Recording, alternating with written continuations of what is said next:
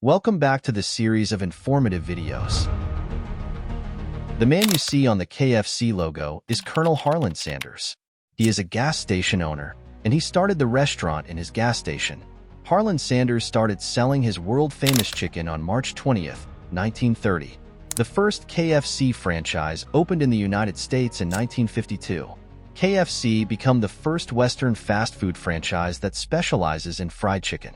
At the age of 65, Colonel Harland Centers sold KFC to a third-party company. When the company had purchased KFC, his condition was that the Colonel would play a role in the marketing of KFC, for which Colonel Harland takes salary of $6,000. Once, due to being angry over something, Colonel Harland opened a cafe in the name of his wife, Claudia Sanders, in Shelbyville, in which he started serving original fried chicken. When KFC came to know about this, they filed a case against Colonel Harland. When the court stopped Colonel Harland from running this new restaurant, he sold this restaurant to someone else.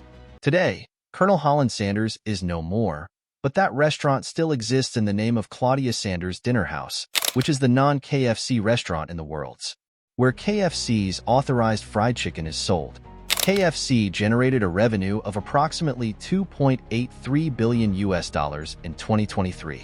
In 2024, there are at least 29,000 KFC outlets in 147 countries and territories in the world, where 10,000 of those stores are in China alone.